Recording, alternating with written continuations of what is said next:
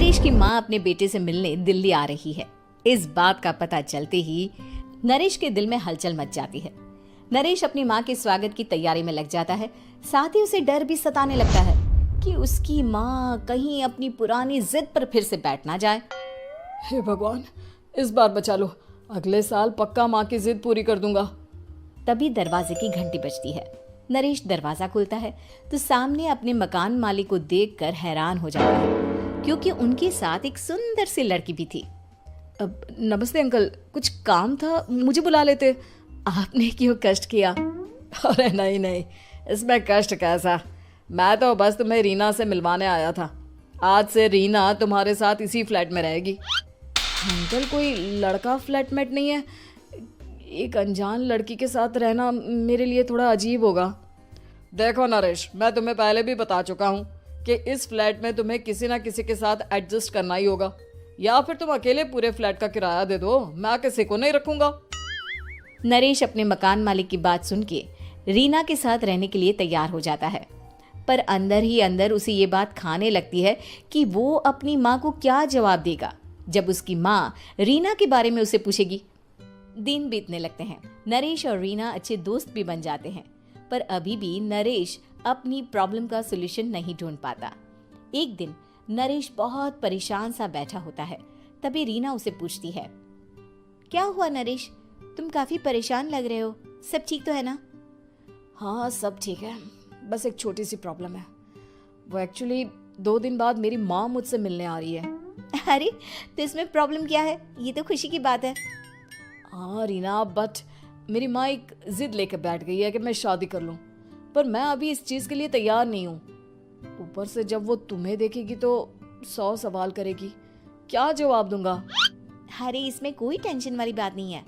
मेरे पास ना इस प्रॉब्लम का सलूशन है, जिससे ना तुम्हें शादी करनी पड़ेगी और ना ही तुम्हारी माँ मेरे बारे में कुछ पूछेंगी। रीना की बात सुनकर नरेश सोच में डूब जाता है। वो सोचता है कि रीना खुले ख्यालों वाली लड़की है, कहीं माँ को सच बता ना दे। नरेश को सोच में डूबा देखकर रीना कहती है, अरे क्या हुआ, किस सोच में पड़ गए?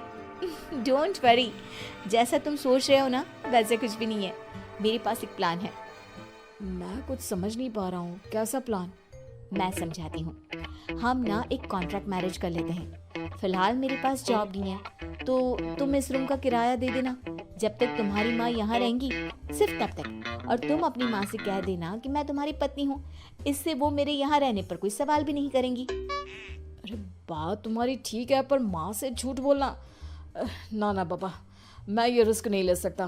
कोई और आइडिया दो ना तुम। देखो मंजूर हो तो बोलो, वरना सच बता दो, मुझे कोई प्रॉब्लम नहीं है। रीना की बात सुनकर नरेश सोच में डूब जाता है। बहुत सोचने के बाद जब उसे कोई रास्ता नहीं मिलता तो वो रीना के बताए हुए रास्ते पर चलने के लिए तैयार हो जाता है। वो रीना से बात करता है और अपनी माँ की पसंद और नापसंद के बारे में बताता है। रीना भी नरेश की सभी बातों को ध्यान से सुनती है, ताकि कहीं उससे कोई गलती ना हो जाए। आखिर वो दिन भी आ जाता है जब नरेश की माँ उससे मिलने दिल्ली आ जाती है। नरेश अपनी माँ को फ्लैट पर लेकर जाता है। जैसे ही नरेश की माँ फ्लैट के अंदर जाती है, रीना उसके पैर छू लेती है। ये देखकर नरेश की माँ थोड़ी घबरा जाती है और नरेश से पूछती है, अरे बेटा नरेश, ये कौन है? माँ ये आपकी बहू रीना है। माफी चाहता हूँ, सब कुछ इतनी जल्दी में हुआ कि आपको बता ही नहीं पाया, इसलिए सोचा कि क्यों ना आपको सरप्राइज दिया जाए। अरे बेटा, मैं तो बस तेरा घर बसा हुआ देखना चाहती थी। हाँ, बहुत अरमान थे अपनी इकलौती बेटी की शादी को लेकर, लेकिन कोई बात नहीं, शायद किस्मत को यही मंजूर होगा। ये कहते ही नरेश की माँ रीना को गले लगा लेती है। रीना बेटिया, मेरा बेटा ना थोड़ा नादान है, पर तुम काफी समझदार लगती हो, और मैं जानती हूँ कि तुम इसका बहुत अच्छे से ध्यान रखोगी। माँ आप चिंता मत कीजिए, मैं सब संभाल लूंगी। नरेश की माँ अपने बहू और बेटे के साथ खुशी खुशी रहने लगती है। दिन बीतने लगते हैं। नरेश की माँ और रीना का रिश्ता बहुत मजबूत होता चला जाता है। वो दोनों सारा दिन एक साथ रहती और खूब बातें करती। इधर साथ रहते रहते नरेश और रीना भी एक दूसरे से प्यार करने लगते हैं। दोनों को इस बात का एहसास हो जाता है, फिर भी वो इस बात को छुपा कर ही रखते हैं। एक दिन नरेश की माँ और रीना शादी के बारे में बात करने लगते हैं। रीना बिटिया, ये तो नरेश ने मुझे बिना बताए शादी कर ली, वरना मैं तो अपनी इकलौती बेटी की शादी इतनी धूमधाम से करती कि सारी दुनिया देखती रह जाती। अच्छा माँ, आप ऐसा भी क्या करती नरेश और मेरी शादी में जो दुनिया देखती रह जाती? अरे बिटिया, एक माँ के अरमान तुम अभी नहीं समझोगी।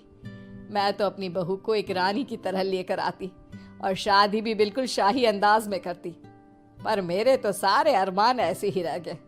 खैर, मुझे तो अपने बेटे और बहू की खुशी चाहिए बस। ये कहते हुए नरेश की माँ की आंखों में आंसू आ जाते हैं। रीना भी ये सुनकर ख्यालों में खो जाती है, क्योंकि वो भी मन ही मन खुद को नरेश की पत्नी और उसकी माँ की बहू मानने लगी थी।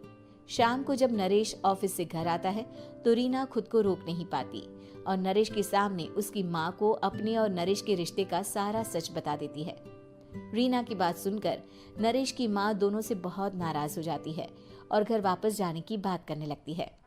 तुम दोनों ने मुझसे सच छुपाकर बहुत ठेस पहुंचाई है मुझे। अब तुम लोगों के साथ नहीं रहना चाहती मैं, कल ही वापस चली जाऊंगी अपने घर। माँ, मुझे माफ कर दो, ये सब मैंने रीना के कहने पर ही किया है, वरना मैं भी आपको कभी ठेस पहुंचाने के बारे में सोच भी नहीं सकता। हाँ माँ, हमने ये सिर्फ आपका दिल रखने के लिए किया, प्लीज हम दोनों को माफ कर दीजिए। तुम दोनों ने मेरे अरमानों के साथ खिलवाड़ किया है, और वैसे भी मुझे अपने बेटे के लिए एक अच्छी लड़की ढूंढनी है, इसलिए मेरा यहाँ से जाना ही बेहतर होगा। माँ की ये बात सुनकर रीना खुद को रोक नहीं पाती। माँ, क्या मैं आपके घर की बहू बनने लायक नहीं हूँ? रीना की बात सुनकर नरेश हैरान रह जाता है। नरेश की माँ भी कुछ समझ नहीं पाती।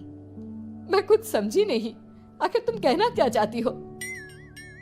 माँ, मैं वो नरेश से बहुत प्यार करती हूँ और साथ ही साथ मैं आपको भी अपनी माँ मान बैठी हूँ। आज जब आपकी बातें सुनी तो खुद को रोक नहीं पाई, इसलिए सारा सच आपको बता दिया। रीना की बात सुनकर नरेश की माँ की आंखों में आंसू आ जाते हैं और वो अपने बेटे नरेश और रीना को गले लगा लेती है। मेरे घर की बहू तो सिर्फ रीना बिटिया ही बनेगी। मैं आज ही तुम दोनों की शादी की तारीख निकलवा दूंगी, बस एक बार तुम्हारे घर वाले मान जाए। उसी दिन रीना के माता पिता भी उनके फ्लैट पर आ जाते हैं। दोनों परिवार आपस में बैठकर बातें करते हैं और शादी के लिए राजी हो जाते हैं। रीना भी कॉन्ट्रैक्ट फाड़ देती है और कहती है, सही मायने में मैं अब बहू बनूंगी, अब तक तो सिर्फ कॉन्ट्रैक्ट वाली बहू थी।